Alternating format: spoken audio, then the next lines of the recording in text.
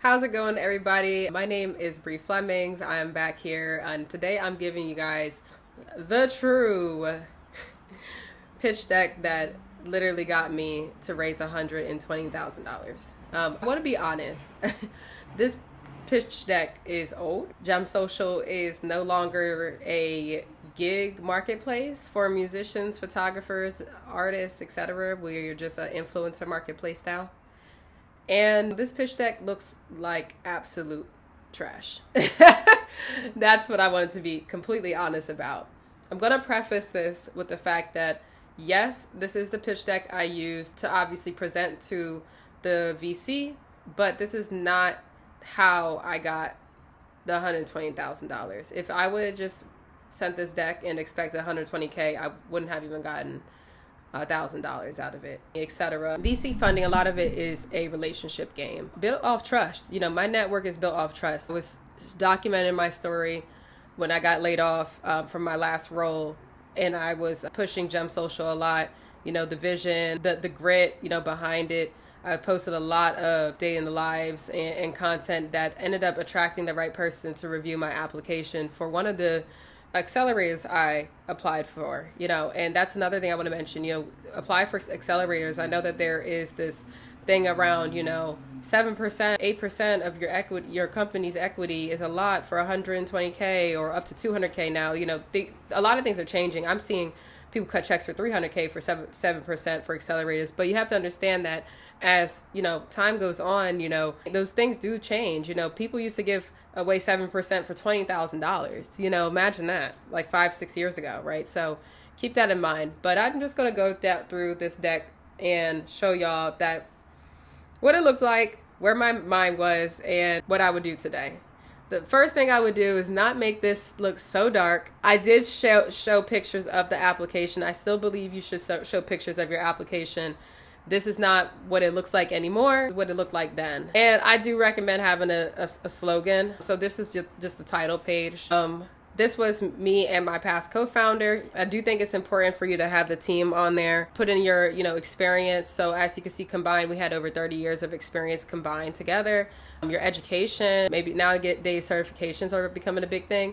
And then I put DJ and podcaster. He put photographer because this did relate back to this being a gig marketplace for creators at the time. It makes sense to also acknowledge that we are creators. So your team might have advisors on it. This is before I had any advisors, any team members.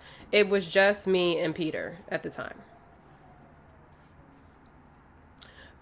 You should always have the problem. This was the problem. So I felt like this was well distributed on this slide. As you can see, there is a creator that literally is holding a board, to get good tips. This is often in New York and all the big cities as well, that, people will be playing for free outside just to make some money. That basically represented what the creator economy looked like back then. Still might look like now, right? But this was especially for musicians, and that was a big part of our customer discovery back then. Correct, inefficient networking collab platforms. There aren't really any platforms for the networking piece for creators. We did take out the networking piece in the app, but we do have collaborations on the app. That is correct. The networking piece, we actually tend to have a lot of events and build partnerships with those networks that people are typically gaslit from, from the conferences all the way down to the relationships, with record labels, listening parties, etc. We have a lot of opportunities for events that are circulated in our community for those who are on the platform. So instead of just having that on the platform, and maybe at some point we might have some recommended events or something, it's not going to be in the app. In our community, we will have a community on Collab, which is another platform that we will be managing our communities on, and those events will be shared there. So we still believe in the networking piece, so people aren't gatekept from that. And then yes, brands do lack platforms to hire trusted creators. Often I go on Upwork and Fiverr, for example, because I know I could find a developer or something of the sort, someone to do the work, and I can see reviews. So we are rolling out a better review management system for our app, but you can currently leave reviews on creators, and as that aggregates over time, you will see more trusted creators pop up more than creators that haven't been worked with in our application before.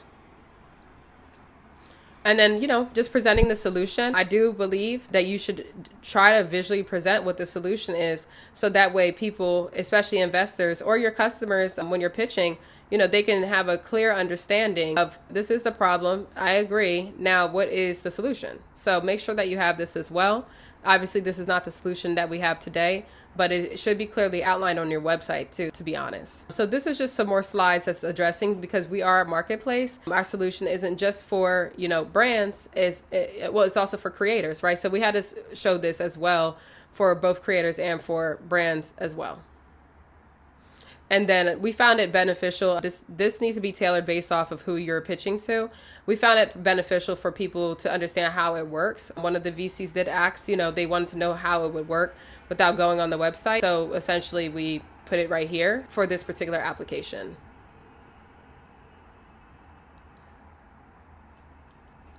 The business model is always important, y'all, because this will go into the later part of the presentation, but it is important to outline what the business model is, especially as an MVP. So this was our business model.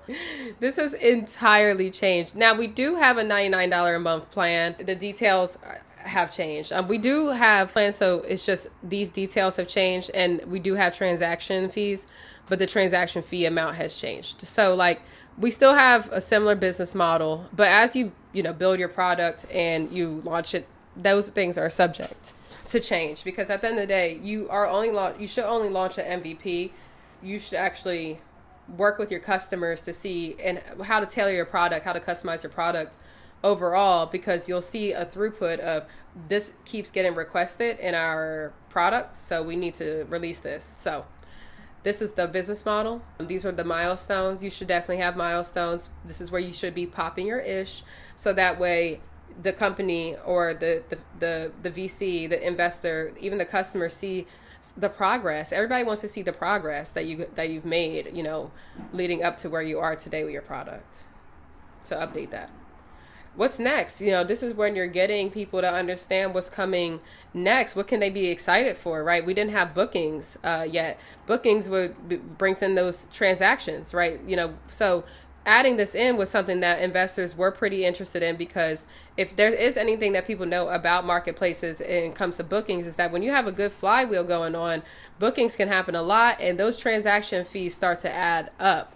And that's something that we're focusing on this year is, hey, how can we get average per transaction? Well, that's an additional $5,000 that we're making outside of the subscription. So you want to focus on what that KPI looks like, so that can happen more, because that can drive, some additional revenue, right? That excites your investors.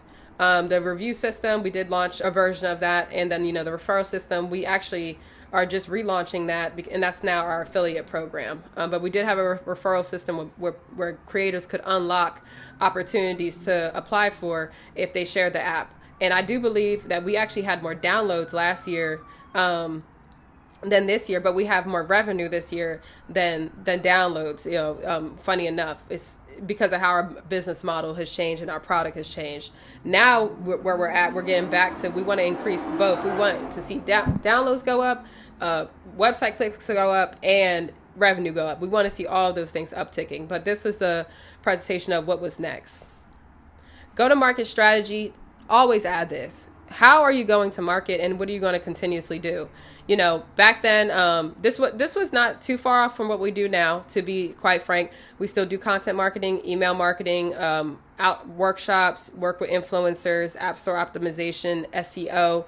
So these aren't, dishonest. This is still where we're at today. And then these were the offline activities that we had worked on to also build trust with our community. We took content at all of these activations that we had, and word of mouth is definitely another one. But I think I would probably take off word of mouth, to be honest. And what I would add on here now is our affiliate partnerships, for sure.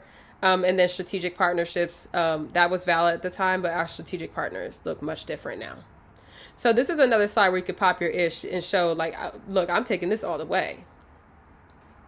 This looks horrible, but it is important to have a competitive matrix. This is where you want to compare where your platform sits with others. This is also going to be extremely helpful, because something I could show you guys to do is like, if you have a really solid pitch deck, you could actually take that pitch deck and put it into Claude, and which I'll show you in a different video. You could take that pitch deck, put it into Claude, and then generate, these pages. So like I would take this and I would make alternative pages on our Webflow site because that's good for SEO. But just for the sake of the conversation, use this page to differentiate yourself from competitors.